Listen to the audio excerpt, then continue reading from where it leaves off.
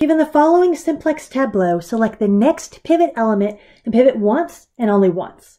So, first thing we check is, are there any negatives in this bottom row down here?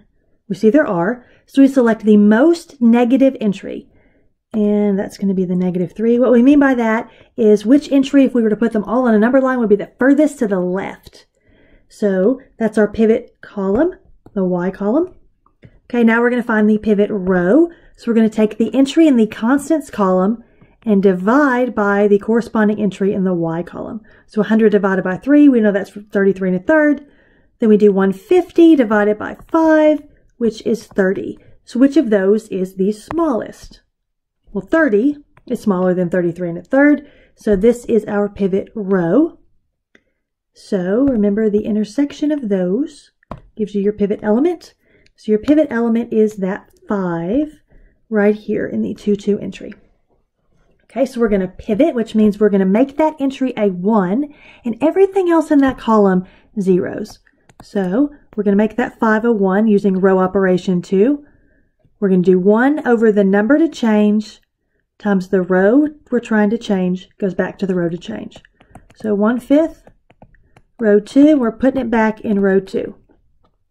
So rewriting our matrix for the simplex table. We're not changing row 1, so rewrite it. 3, 3, -2, 1, 0, 0, 100. But we're dividing everything in row 2 by 5. That's what this says, right? 1/5 divide by 5.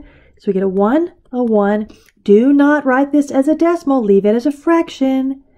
3/5, 0, 1/5, 0. And then 150 divided by 5 is 30. We have not changed row 3, so we just rewrite it.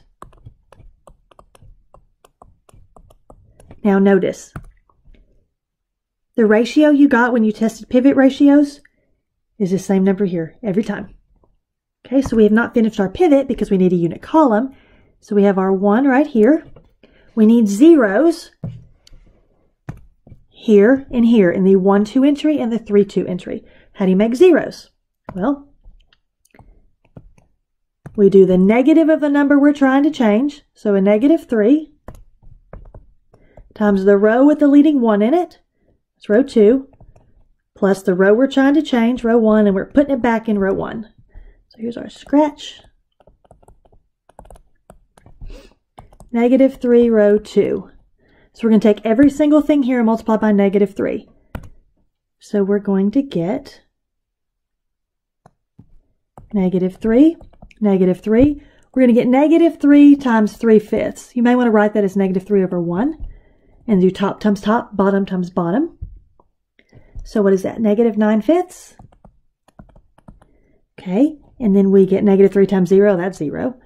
-3 times 1/5 is just -3/5. Then we get another 0, and we get a -90. Check.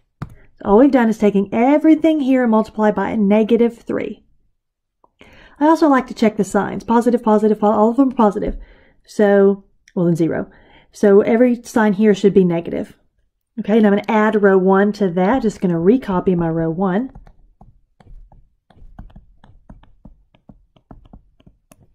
And I'm going to combine. So we may need to make some adjustments. May need to adjust the fractions. This is 0. This is 0. We have -9/5 plus a -2 over 1.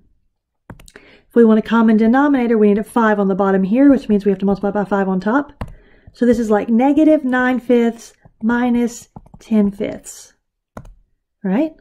So this sum will be -19/5. This one's easy, it's 1. This one's easy, it's -3/5. This one's easy, and this one's easy. Okay? That is the new row 1. So 0, 0, -19/5, 1, -3/5, 0, and 10. We haven't changed row 2 or row 3, so just recopy them.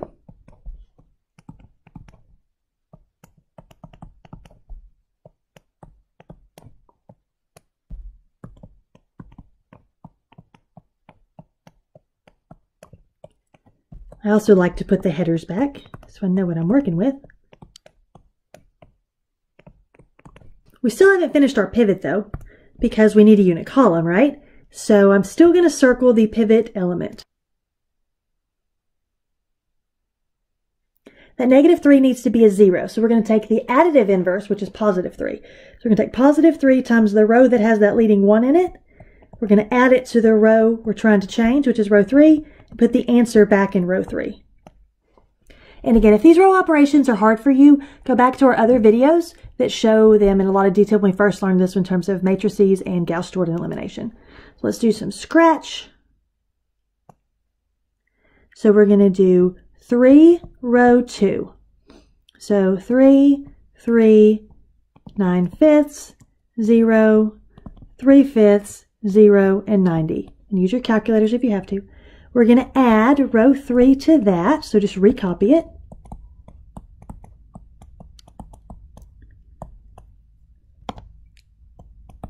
So this is going to give us a new row 3. We're going to get a 1, a 0. Oh, look, fractions again. Yay!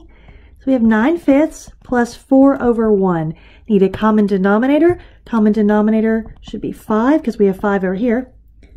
Okay, so 5 on the bottom, better put 1 on top, that way I'm multiplying by the number 1. So we end up with 9/5 plus, what, 20/5? So that ends up being, what, 29/5? Then we get 0, that one's easy, thank goodness. That one's easy, and that one's easy.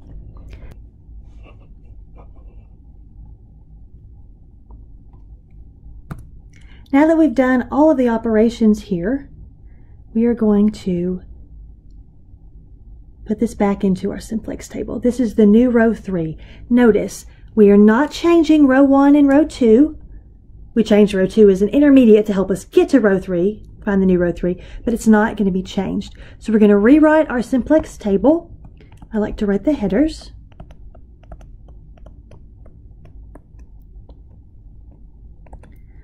Row 1 doesn't change. Neither does row 2.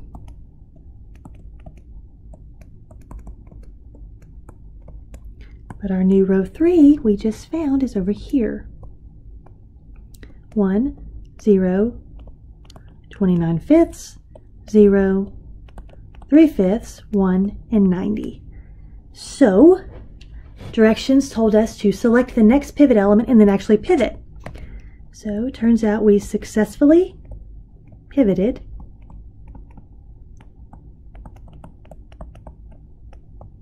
on the 2, 2 entry. How do we know? We know that because we made a unit column, right? And it's not just any unit column, it's a unit column where the 1 was the pivot entry.